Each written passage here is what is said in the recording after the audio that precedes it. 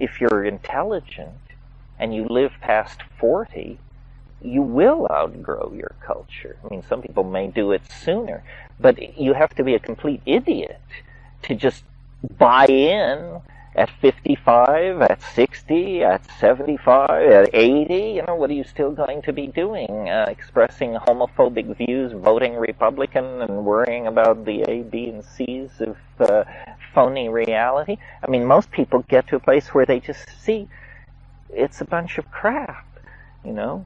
The scandals are recycled, the philosophical issues are recycled, the technical innovations are recycled. Once you've been through about 3 cycles of this, you realize that, you know, this is a media-created state of cultural involvement and reciprocal narcissism, only to be assuaged by the expenditure of money, and that you can just walk away from. It's unnecessary.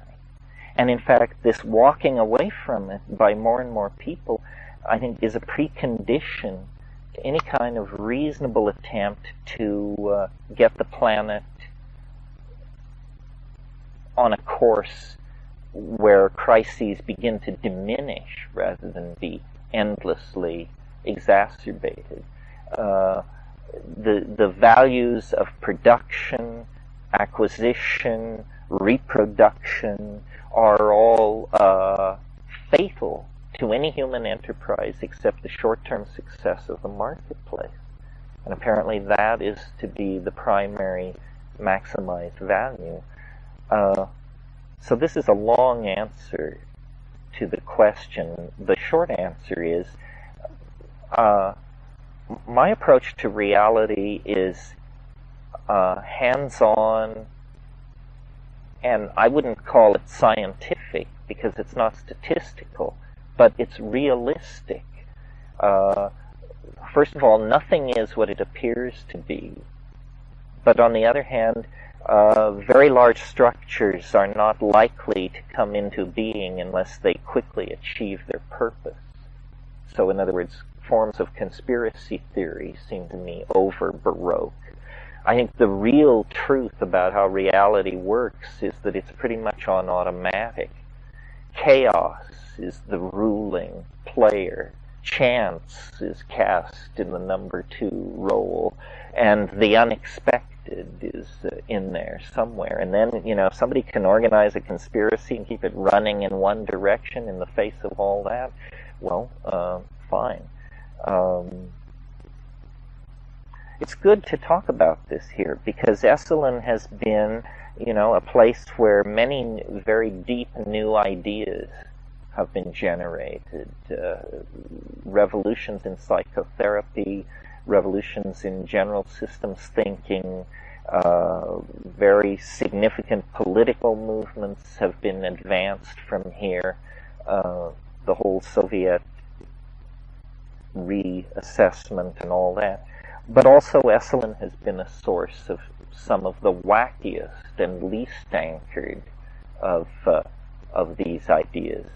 And that's fine in the context of the idea that all forms of advocacy should be permitted, and I would agree with that. But I think that the counter or the reflexive value that must attend that is that all forms of advocacy must be fairly criticized. And there needs to be a general, and this is the part that is the itch I keep trying to scratch, there needs to be a general understanding of what constitutes, of what we mean by words like proof, evidence, and testimony.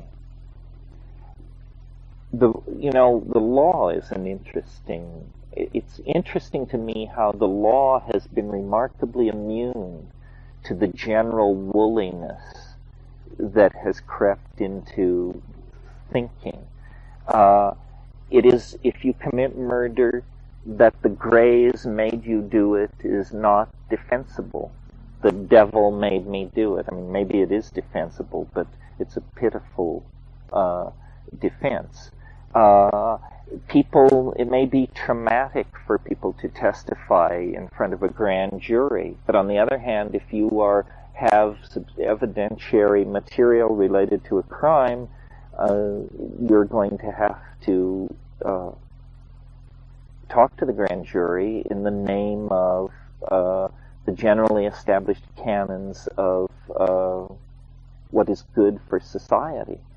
And I think, if those kinds of methods were applied to a lot of so-called paranormal phenomena, abductions, flying saucer sightings, so forth and so on, they would just melt like the morning dew.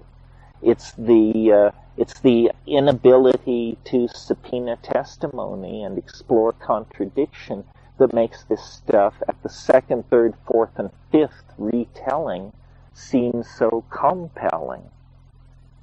And then one other aspect of all this, and then we can go on to something else, and that is we seem to be very naive about the nature of communication and how 95% or 99% of what moves around is unsubstantiated rumor based on uninformed opinion. I mean, we sit here with the assumption that we're all in the same universe, more or less, and that we're all experiencing the same reality, more or less. But this is just a polite fiction.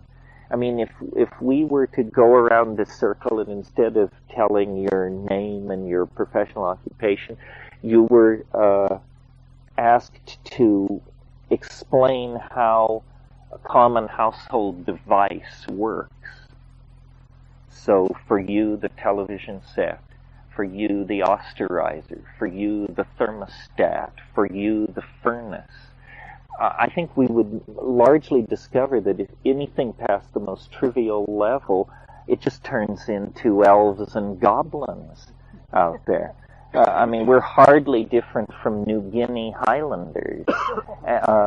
And we think we understand. Everybody's model works for them, even if they think, that it's hemoglobins in your blood that run around carrying oxygen, because they heard it that way in second grade.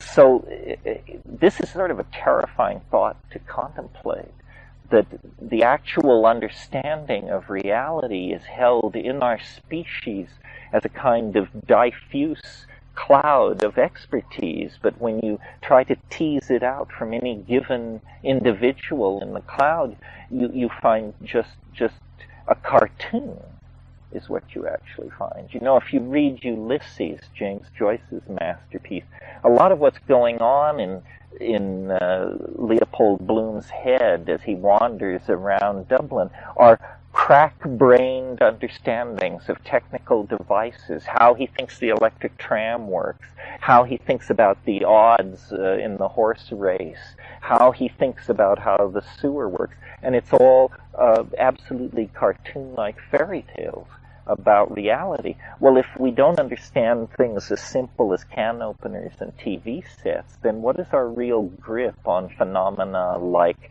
representative democracy, or the healthcare delivery system, or the theory of evolution and molecular genetics? It begins to get pretty scary out there. So all of these things taken in stride lead me back to the conclusion that the way to investigate reality is carefully, with intellectual consistency, seek the weird, seek the bizarre, seek the edge, but understand that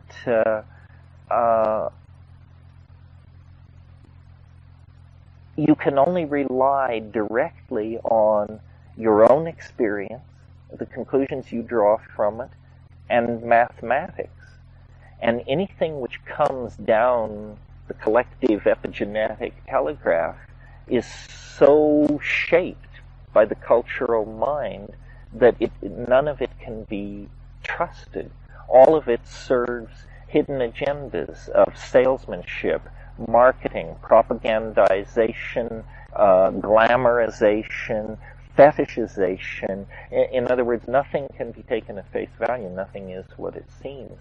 And if you move through reality like that, testing as you go, I think, there's not a great deal of danger of going over the edge. In my own experience of doing that, the only interesting thing I found that transcended the mundane was psychedelics. But I'm perfectly willing to admit that one life may not be enough, and maybe if I'd gone to Paraguay instead of Nepal, or maybe, I would have found something. But I do believe induction, if not prosecuted too far, can be helpful. What do I mean by induction? If you meet 20 bankers and they all are jerks, you may be reasonable in forming the supposition that the 21st banker will be a jerk. You may be wrong, but the force of presupposition is with you. So induction, deduction, and experiential confirmation. What's not a good thing, I think, is buying in on hype or charisma. The real is real. It's real. It does not require your participation to be real. On the other hand, a mirage, an illusion, a delusion, you're 50% of its lifeblood. Without you, it can't function. Without your credulity, your need, your hope, your weakness, your inability to ontologically parse what's going on. It's almost like there are two ways of looking at the world, and they come down to whether you think the world is out there and was there before you got here and will be there after you depart. And this is essentially the view of science, Or if you are the other philosophical flavor, has different names, but it's usually called radical idealism or something like that. And it's the idea that we are making the world moment to moment. Somehow it depends on our existence. And of course, immediately following that assumption is the idea that we can change it with our minds, which brings up the moral dilemma. Then why is it so resistant, or why isn't it the way we want it to be? If it's so malleable, why is it so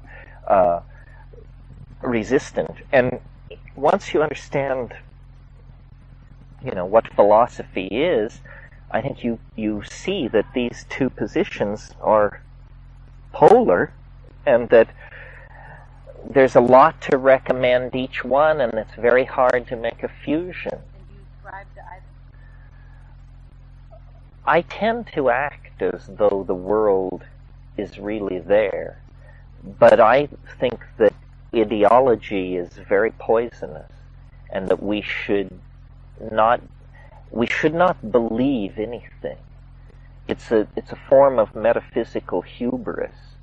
It means you really think you're an important cosmic actor. I mean, if you met a termite who wanted to tell you his beliefs, you would be puzzled of why he even bothered.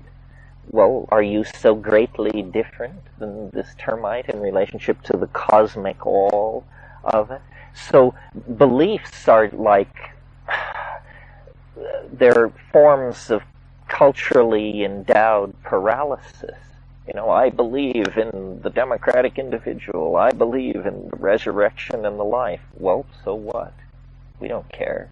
What we want to know is, what can we reach through examining the evidence and applying inductive and deductive approaches to it. We've talked about this before, but some people think that what life is about is looking for the good ideologies. We want good ideologies, not bad ideologies. But I think the history of the 20th century is trying to show us, is shouting to us, in fact, that all ideologies, the ideology itself is a betrayal of being. Certainly fascism when carried to its logical extremes, seemed quite unappealing. The Holocaust and so forth. How then is it that the countervailing idea, which people of morally felt obligation were moved toward, produced nearly equal, if not equal, horror? Socialism. Different people died for different reasons, but you had the same thing. Camps, secret police, the knock on the door, the godlike bureaucrat, the indomitable state, on and on and on. So it looks to me like ideology is one of these neonatal behaviors that culture downloads on us. In other words, belief is for kids.